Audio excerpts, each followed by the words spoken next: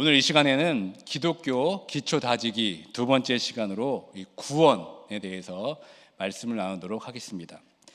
지난 시간부터 기독교의 가장 기초가 되는 12가지 주제에 대해서 말씀을 나누고 있습니다. 그 기초가 되는 것이 무엇인지 다시 한번 살펴보면 화면 한번 보여주시죠. 지난주에 다룬 원죄, 그리고 시작해서 오늘 다룰 구원, 그리고 말씀, 성부 하나님, 성자 하나님, 성령 하나님, 그리고 교회, 기도와 말씀 묵상, 영적 전쟁, 종말론, 사명, 기독교 세계관, 이 12가지의 기초를 잘 다져야 우리는 온전한 그리스도인으로 성장할 수 있게 됩니다. 이 기초가 튼튼해야 우리가 흔들리지 않습니다. 기초가 튼튼해야 이 신앙의 슬럼프가 왔을 때 온전하게 극복할 수 있게 됩니다. 오늘 다룰 구원은 이 기독교 신앙의 가장 기본 중에 기본이 되는 기독교 진리입니다. 이 기본기가 흔들리면 사실 우리 신앙 전체가 흔들리는 거나 마찬가지입니다. 그런데 이 구원에 대한 이 진리를 우리가 너무 파편적으로만 알고 있을 때가 너무나 많이 있습니다. 구원에 대해서 한 부분만, 그리고 한 조각만 알고 있는 경우가 많이 있습니다. 그리고 교회를 오랫동안 다녔지만 의외로 이 구원에 대해서 확신이 없는 분들이 많이 있습니다. 그리고 여전히 이 구원받는다는 것이 정확히 무엇을 의미하는지 자신 있게 말할 수 있는 분이 얼마나 될까요? 한번 그림을 한번 보여주시죠. 여러분 퍼즐 맞추기 해보셨죠? 이 퍼즐 맞출 때 가장 중요한 것이 무엇입니까? 내가 이 퍼즐 맞출 그림에 대한 이 전체적인 이 그림을 알고 있어야 됩니다. 이 전체 그림을 알고 있지 못하면, 그리고 또 부분만 알고 있다면 이 퍼즐을 절대 완성시킬 수가 없습니다. 혹시 내가 알고 있는 구원이 이 구원에 대해 어느 한 조각만 알고 있지는 않습니까? 아니면 거의 다 조각을 맞췄는데 이 마지막 한 조각을 제대로 맞추지 못해서 헤매고 있지는 않습니까? 이 시간 다시 한번 그 구원에 대한 이 전체적인 기초를 다졌으면 좋겠습니다. 이 구원의 전체의 그림은 다음과 같습니다. 화면을 보여주시면 구원은 칭의, 그리고 성화, 영화, 이렇게 세 가지로 나눌 수 있습니다. 이 칭의, 이 성화, 이 영화, 이 세 가지를 처음 들어보신 분들은 아마 이 자리에 한 분도 없을 것입니다. 그런데 한번 그것을 설명하라고 하면 막막하기만 합니다. 그래서 오늘 이 구원의 기초 다지기가 필요한 겁니다. 이 구원의 세 가지의 의미를 모두 함축한 구절이 있는데 그게 바로 오늘 본문의 말씀입니다. 빌립보서 1장 6절의 말씀 다시 한번 읽어보도록 하겠습니다. 시작. 너희 안에서 착한 일을 시작하신 이가 그리스도 예수의 날까지 이루실 줄을 우리는 확신하노라. 이 말씀에서 너희 안에서 착한 일을 시작하신 이 말씀이 바로 우리를 죄에서 구원하신 이 칭의를 말하는 겁니다. 이 칭의란 이 글자 그대로 하나님께서 우리를 의롭다 여겨주시는 겁니다. 지난주에 살펴보았듯이 우리는 원죄로 인해 하나님과의 관계가 깨어진 상태가 되었습니다. 우리 인류의 대표자인 아담의 죄, 즉 선악과 범죄 사건으로 인해서 아담 이후의 모든 인간에게 죄가 들어왔습니다. 그래서 로마서 3장 23절에 어떻게 선언합니까? 모든 사람이 죄를 범하였음에 하나님의 영광에 이르지 못한다고 선언하고 있습니다. 그런데 이 죄는 숨기거나 시간이 지난다고 해결되지가 않습니다. 이 죄에 대한 확실한 값을 치러야만 이 죄가 없어집니다. 성경은 이러한 죄의 용서를 속량, 이렇게 말합니다. 이 속량의 한자어를 풀이하면 속자는 속 바칠 속, 그리고 양자는 좋을 양, 이런 뜻입니다. 그러니까 이 뜻을 문자적으로 그대로 하면 어떻게 됐겠습니까? 누군가를 위해 무엇인가를 바쳐서 좋은 사람이 되게 된다는 뜻입니다. 그래서 속량이란 단어가 성경에 쓰일 때 이 죄 용서에 관해서만 사용됩니다. 몸값을 받고 종이나 노예를 풀어주어서 해방시켜준다는 의미로 속량이 사용됩니다. 옛날 노예들은 짐승처럼 사고 팔렸습니다. 누군가가 몸값을 치르고 노예를 사서 노예 문서를 찍고 해방을 선언해 주지 않으면 그 사람은 평생 노예로 살아가게 됩니다. 이것이 바로 죄된 우리의 운명이기도 합니다. 우리는 죄의 노예로 살아야만 했습니다. 꼼짝없이 그렇게 살다가 영원한 지옥으로 가게 될 운명이 바로 우리의 죄된 운명입니다. 간혹 우리들은 흉악한 범죄를 저지른 자들이 고작 징역 몇 년의 선고를 받았다는 소식을 듣게 되면 어떻게 반응하십니까? 막 화가 나죠. 어떻게 저런 범죄를 저질렀는데 저렇게 밖에 형을 받지 못하냐고 이 죄의 크기에 맞게 합당한 죗값을 치러야 된다고 우리는 말합니다. 그런데 만약 누군가가 그 극악무도한 죄를 지은 사람을 위해서 자기 목숨을 그 대신한다고 했을 때 그 목숨이 그 형벌에 비해 약하다고 말할 수 있는 사람이 누가 있겠습니까? 그런데 그렇게 자기 목숨을 버리고 이 죗값을 대신 치르신 분이 있습니다. 바로 그분이 예수님이십니다. 나의 죄를 위해서 십자가에서 대신 죽으심으로 우리의 죗값을 지불하셨습니다. 그것도 하나님의 아들이 자신의 목숨으로 나의 죄를 위해 죽으셨습니다. 그러니까 예수 그리스도가 우리의 죄를 사해 주시기 위해 속량, 즉 자신의 목숨을 바쳐서 우리를 아주 좋게 해주셨죠. 그냥 좋게 해주신 것이 아니라 우리를 구원해 주시고 영원한 생명을 주셨습니다. 그러니까 이것을 믿는 순간 우리는 죄에서 자유함을 얻게 됩니다. 우리 안에 있던 원죄에서 벗어나게 됩니다. 그러므로 구원은 한마디로 죄사함을 받았다는 것입니다. 이제는 죄의 노예가 아니라 하나님의 자녀가 되는 은혜를 누리게 된 겁니다. 근데 그 은혜가 우리가 착해서도 아니고 우리가 선한 일을 많이 해서도 주시는 것이 아닙니다. 100% 하나님의 은혜로 주신 축복이 바로 구원입니다.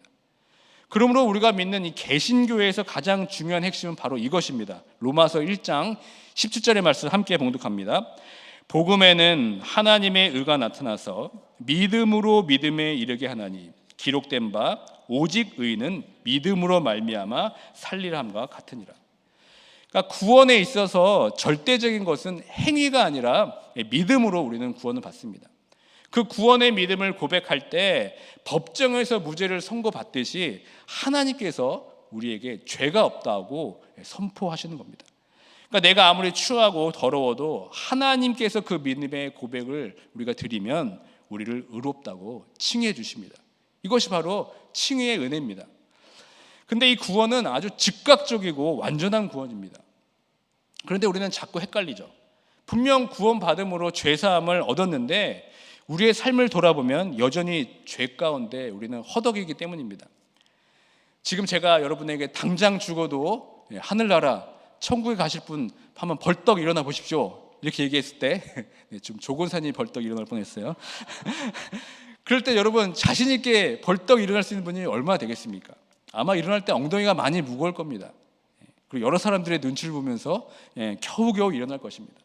왜 그렇습니까? 이 구원을 받았다고 믿으면서 이 과거의 죄는 어떻게든 용서를 받았다고 생각을 하는데 지금 그리고 또 앞으로 지을 생각을 하니까 자신이 없는 겁니다. 그러나 우리가 받은 이 구원은 한 번 받은 이 구원은 즉각적이고 완전한 구원입니다. 왜냐하면 처음부터 내가 받은 그 구원의 조건이 나의 의로운 행위에 기초한 것이 아니기 때문입니다. 내가 구원받은 조건은 오직 예수님께서 나의 죄를 위해 죽으신 그 보혈의 공로를 믿는 것이기 때문에 내가 아무리 넘어지고 실수해도 하나님이 그것 때문에 나의 구원을 취소시키거나 빼앗지 않으십니다. 그 구원은 내가 천국 가는 날까지 결코 빼앗기지 않습니다. 그러니까 칭의는 우리가 이룬 그 거룩함에 근거하고 있지 않습니다. 하나님께서 우리를 의롭다고 칭해 주셨기 때문에 의로운 것이지 우리에게로부터 나온 것은 아무것도 없습니다. 그러니까 칭의는 우리 안에서 이루어진 어떤 불완전한 그 의로움이 아닙니다. 우리 밖에서 이루어진 완전한 의로움, 즉 예수 그리스도가 십자가에서 우리 대신 죽으심으로 만들어진 그 의로움이 우리 안으로 전가돼서 100% 트랜스퍼돼서 단 한 번에 이루어진 완벽한 은혜가 바로 칭의입니다. 로마 캐톨릭과 개신교의 가장 큰 차이가 무엇입니까? 우리는 믿음으로만 구원받는데 로마 캐톨릭은 사람이 구원받는 데 있어서 믿음도 필요하지만 선한 일을 해야 한다고 주장합니다. 여기서 선한 일이란 무엇입니까? 그것은 좋은 일들을 하는 것과 동시에 교회가 주는 교리를 받아들이고 특별히 7가지 성례에 성실하게 참여할 것을 권유합니다. 7가지 성례에 성실하게 참여할 때 구원을 받는다고 얘기합니다. 그 7가지 성례는 다음과 같습니다. 세례, 성만찬, 견진성사, 또 고해성사, 종부성사, 수도제도, 혼인성사 일곱 가지 성례에 반드시 참여해야 합니다. 이것을 충실하게 참여하는 것을 구원과 아주 직결시켜서 모든 신자들에게 의무화했습니다. 그러니까 죽는 날까지 이 성례들을 잘 지키고 이 선한 행위를 통해서 구원 여부가 결정된다고 가르칩니다. 그러니까 이 마지막 심판의 날까지 가봐야 내가 구원받았는지 비로소 알 수 있습니다. 이것은 얼마나 불안한 구원입니까? 그러나 우리가 받은 구원은 그런 무엇을 해야만 받는 어떤 조건부 구원이 아닙니다. 오직 하나님의 은혜로 받는 무조건적인 구원입니다.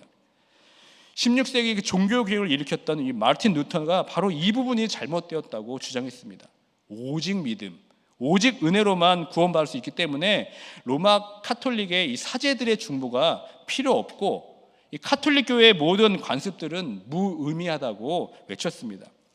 그러니까 인간과 하나님 사이의 유일한 다리라고 자부해온 그 로마 카톨릭 교회의 중보 사역이 잘못되었다고 외치면서 이 구원의 문제는 어떤 인간의 중보자의 개입 없이 나와 하나님과의 관계임을 강조했습니다.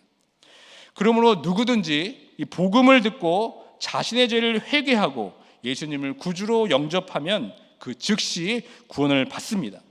그리고 이것은 죽는 날까지 결코 잃어버릴 수 없는 안전한 구원입니다. 그렇기 때문에 우리는 그 구원의 은혜를 노래하고 또 감사하고 찬양할 수밖에 없는 겁니다.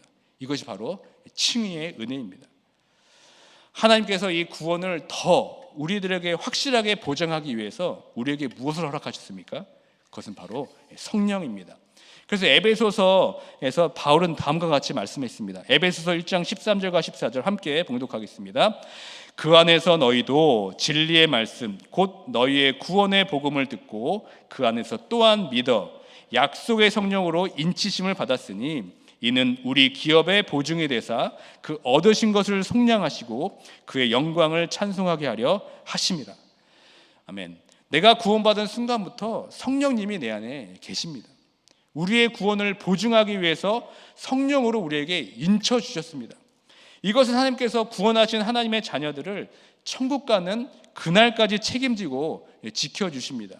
한 번 허락하신 구원은 다시 취소시키시지 않습니다. 그 사실을 확실하게 보증하기 위해 우리에게 성령을 주신 것입니다. 그런데 문제는 무엇입니까? 내 안에 계신 성령은 변하지 않는데 나의 믿음이 변하는 것입니다. 이 성령의 인치심은 절대로 변하지 않습니다. 그런데 나의 믿음이 흔들리는 것뿐입니다. 사단의 유혹과 시험 때문에 내 마음에 자꾸 의심이 생기는 것이 바로 우리들의 문제입니다. 그럴 때마다 여러분 어떻게 됩니까? 나 자신을 바라보는 것이 아니라 나를 의롭다 여겨주신 예수 그리스도의 그 은혜를 바라보시길 바랍니다. 나를 인쳐주시고 내 안에 살아계셔서 지금도 역사하시는 그 성령님의 은혜를 간구해야 될 줄 믿습니다. 이런 칭의의 은혜가 여러분 심령 속에 확실한 믿음으로 자리 잡고 있기를 주님의 이름으로 축원드립니다. 이 두 번째로는 성화입니다. 성화란 이 구원을 이루어가는 과정입니다. 화면을 보시면 오늘 본문 너희 안에서 착한 일을 시작하신 이가 그리스도 예수 날까지 이루실 줄을 우리는 확신하노라. 이 말씀에서 이루실 줄이라는 동사를 주목해 보길 바랍니다. 여기서 이루실 줄이라는 동사는 계속해서 이루어간다는 뜻을 담고 있습니다.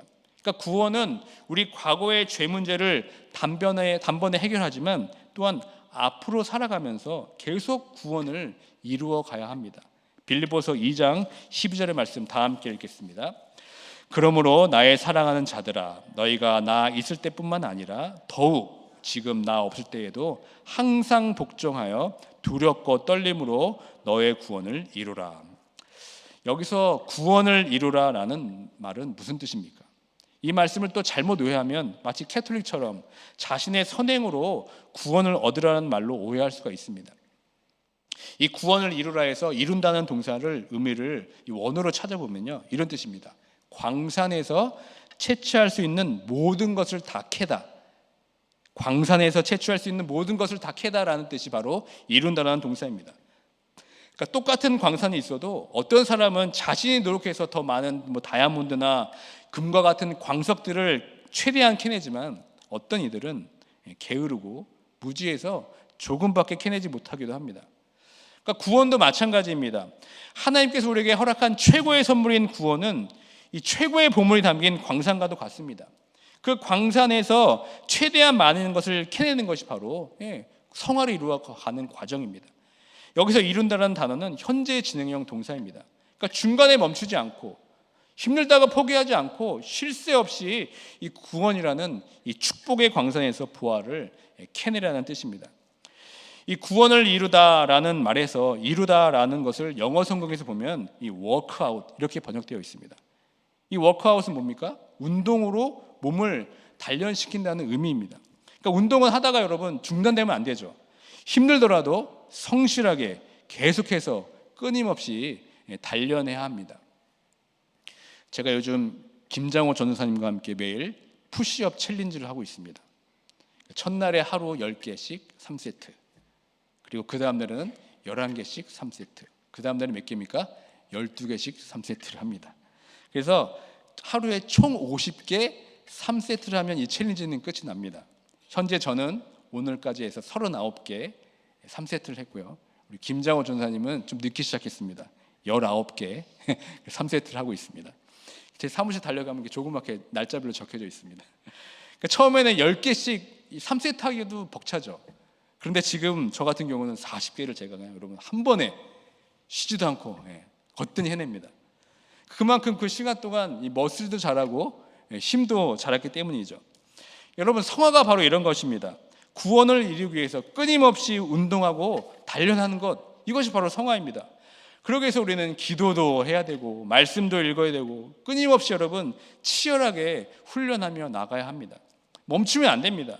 그래야 이 구원의 광산에서 새롭고 풍성한 은혜들을 계속해서 캐낼 수가 있게 됩니다. 그런데 여전히 여러분 이것이 어렵습니다. 우리가 알기는 다 아는데 쉽게 되지가 않습니다.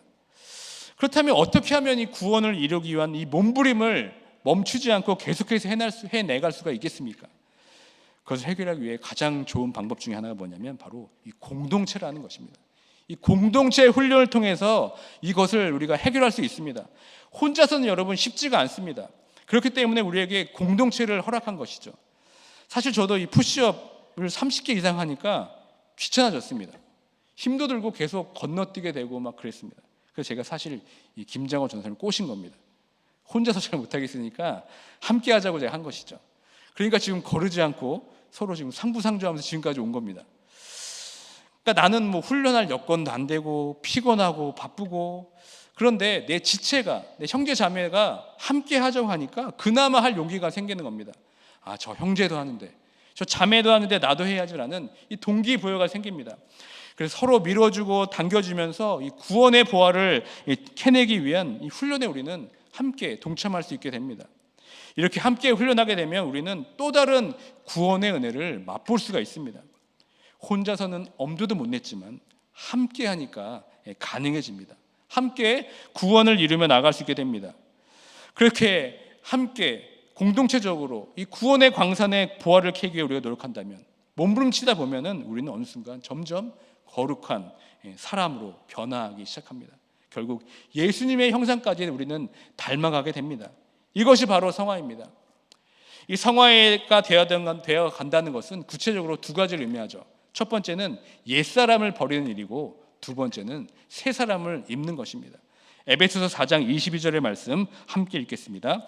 너희는 유혹의 욕심을 따라 썩어져가는 구습을 따르는 옛사람을 벗어버리고. 은혜 받은 후에도, 구원받은 후에도 우리는 여전히 옛사람을 벗어버리는 것이 쉽지가 않습니다. 아직도 완전히 죽지 않은 옛사람의 잔재가 남아있어서 내 안에서 꿈틀거립니다. 그것이 어떤 사람에게는 분노로, 또 미움으로, 또 시기로, 원망 등으로 늘 마음속에서 요동치고 있습니다. 그 위대한 사도 바울도 마찬가지였습니다. 그의 고백을 다시 한번 들어보십시오. 로마서 7장 19절 21절 말씀입니다. 내가 원하는 바 선은 행하지 아니하고 도리어 원하지 아니하는 바 악을 행하는도다. 만일 내가 원하지 아니하는 그것을 하면 이를 행하는 자는 내가 아니요 내 속에 거하는 죄니라. 그러므로 내가 한 법을 깨달았노니 곧 선을 행하기 원하는 나에게 악이 함께 있는 것이로다. 이 사도 바울의 깊은 고뇌가 들리십니까? 이 사도가 바울 같은 믿음의 사람도 이 성화의 과정이 결코 쉽지 않은 싸움이라고 여러분 고백하고 있습니다. 그리고 그 고백이 우리의 고백이기도 합니다. 이 성화의 과정은 잠시도 긴장을 늦출 수 없는 영적 전쟁입니다. 이 성화는 거룩한 변화를 위한 몸부림입니다. 그런데 그 거룩한 변화는 그냥 되지 않죠. 몸부림쳐야 변화가 됩니다. 애를 써야 변화가 됩니다. 영적인 싸움에서 이기려면 이 영적인 근육이 있어야 됩니다. 그래야 이 싸움에서 여러분 이길 수가 있습니다. 그렇게 옛사람을 벗어버리기 위해서 몸부림치면서 동시에 해야 할 일이 또 있죠. 그것은 바로 새 사람을 입는 것입니다. 에베소서 4장 23절과 24절의 말씀 다 같이 함께 읽겠습니다. 오직 너희의 심령이 새롭게 되어 하나님을 따라 의와 진리의 거룩함으로 지으심을 받되 새 사람을 입으라. 아멘. 여러분, 새 사람을 입는다는 것이 어떤 의미입니까? 여기 새 사람을 입는다는 것은 새로운 생각을 갖는 걸 얘기합니다. 생각이 새로워지는 걸 얘기하죠. 심령이 새롭게 된다는 것은 생각하는 것이 달라진다는 겁니다. 가치관이 바뀌고 세계관이 바뀐다는 의미입니다.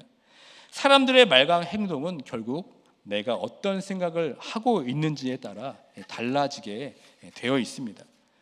그리고 무엇보다 인생의 목적이 바뀌어야 됩니다. 전에는 내 삶의 주인이 내 자신이었다면 이제 내 인생의 주인이 하나님을 인정하고 하나님의 뜻과 목적에 따라 살아야 합니다. 하나님이 기뻐하시는 일은 무엇인가? 하나님의 뜻이 무엇일까? 나의 뜻이 아니라 하나님의 뜻을 이루며 살아가는 인생으로 바뀌어져야 합니다. 그러기 위해서 우리는 어떻게 됩니까? 이 하나님의 뜻을 알기 위해서 하나님과의 깊은 사귐으로 나아갈 수밖에 없습니다. 하나님과 깊이 자주 교제해야만 하나님의 뜻을 우리는 알게 됩니다. 요한복음 7장 37절에 이렇게 말씀합니다. 명절 끝날 곧 큰 날에 예수께서 서서 외쳐 이르시되 누구든지 목마르거든 내게로 와서 마시라. 여기서 헬라어 동사 마시라도 현재 진행형 동사입니다. 즉 한 번 마시고 그치는 것이 아닙니다. 매일, 매 시간, 매 순간 와서 마시고 또 마시라는 말씀입니다. 물론 한 번 구원받은 구원은 영원합니다. 그러나 사탄이 우리를 죄를 짓게 해서 이 구원의 기쁨을 앗아가려고 그야말로 몸부림치기 때문에 우리의 그 구원이 자꾸 희미해지는 겁니다. 그러므로 우리는 끊임없이 이 성령의 강가로 나아가서 은혜의 강물을 마셔야 됩니다. 그래서 내게 주신 그 은혜를, 그 구원의 은혜를 최대한 누릴 수 있어야 됩니다. 더 깊고 깊은 은혜로 우리는 나아가야 됩니다. 이런 마음을 우리는 갈망이라고 말합니다. 이런 마음을 우리는 사모함 이렇게 이야기하죠. 그러니까 우리가 성화의 길을 걸어갈 때 이 갈망과 사모함이 정말 꼭 필요합니다. 이것 없이 우리는 온전한 성화의 길로 나아갈 수가 없습니다. 다시 한번 그 성화의 길로 가기 위한 갈망과 사모함이 여러분 안에 살아나고 흘러넘치길 주님의 이름으로 축원드립니다. 그렇게 그 땅에서 그 구원의 은혜를 맛보고 누리고 살아갈 때 우리는 결국 영광스럽게 변화하는 그 장차 그 완성될 구원을 맞게 됩니다. 화면을 보시면 오늘 본문 너희 안에서 착한 일을 시작하신 이가 그리스도 예수의 날까지 이루실 줄 우리는 확신하노라. 이 말씀에서 그리스도 예수의 날까지란 말은 우리가 천국 가는 날, 주님이 다시 오시는 그날, 그 재림의 날을 의미합니다.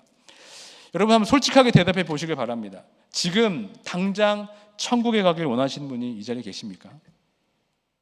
대부분 우리는 천국도 좋지만 여전히 이 세상의 삶을 너무나 좋아합니다.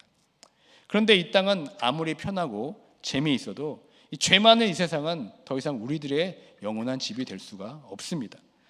구원받기 전에는 이 땅에서 성공하고 이 땅에서 부와 행복을 누리는 삶이었다면 구원받은 우리들의 삶은 천국의 삶을 지향하며 살게 됩니다. 왜 그렇습니까? 하나님께서 우리를 하나님 나라의 백성으로, 하늘나라의 시민으로, 하나님의 자녀로 우리를 불러주셨기 때문입니다. 우리의 그 신분의 정체성이 바뀌었습니다. 그러면 우리는 더 이상 땅의 것을 생각하지 않고 하늘의 것을 생각하고 하늘의 것을 소망하며 살아가게 되어 있습니다. 그 하늘나라, 천국을 우리에게 보여주는 책이 무슨 책입니까? 바로 요한계시록의 말씀입니다.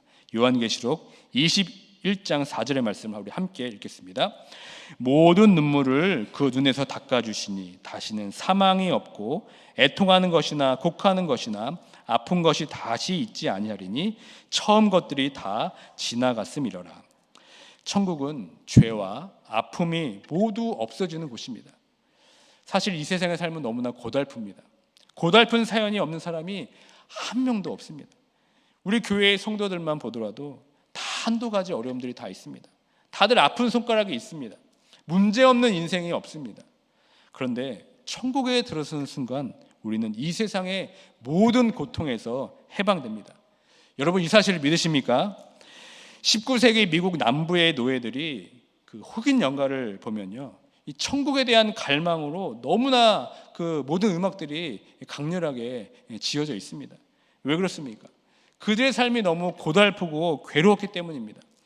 그러나 그들 마음 가운데 앞으로 가게 될 그 아름다운 천국이 있기에 그들이 당한 고통과 아픔을 견딜 수가 있었습니다.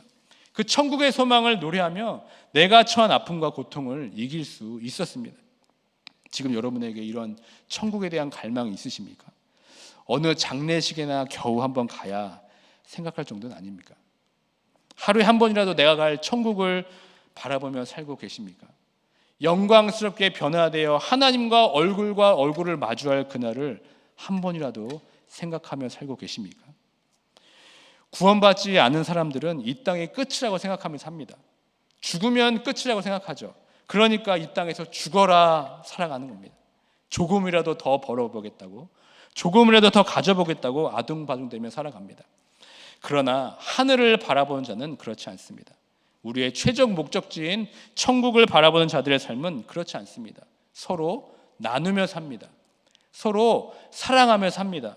그리고 같이 그 천국을 누리자고 구원의 복음을 전하며 삽니다. 이것이 구원받은 자가 걸어야 할 구원의 여정입니다. 말씀을 맺겠습니다. 구원이란 무엇인가? 이 전체 그림이 그려지셨습니까? 칭의, 성화, 영화, 이 세 가지가 구원 전체 그림의 가장 중요한 핵심입니다. 칭의의 한 조각만 알고 있으면 안 됩니다. 성화 그리고 영화의 그 구원의 전체 그림을 우리가 그릴 수 있어야 됩니다. 칭의의 조각을 온전히 안다면 우리는 자연스럽게 성화의 삶을 살 수 있게 됩니다. 그리고 성화의 조각을 맞추기 위해 노력하게 된다면 영광스럽게 변화할 그날 영화를 바라보며 살아가게 될 줄 믿습니다. 다시 한번 이 기독교 기초의 가장 중요한 구원, 이 진리를 다시 한번 마음에 새기고 다져서 칭의에서 성화의 삶으로, 성화에서 마지막 그 영화의 삶을 꿈꾸면서 이 땅에서 날마다 구원을 이루고 또 누리며 살아가는 모두가 되길 주님의 이름으로 축원드립니다. 아멘.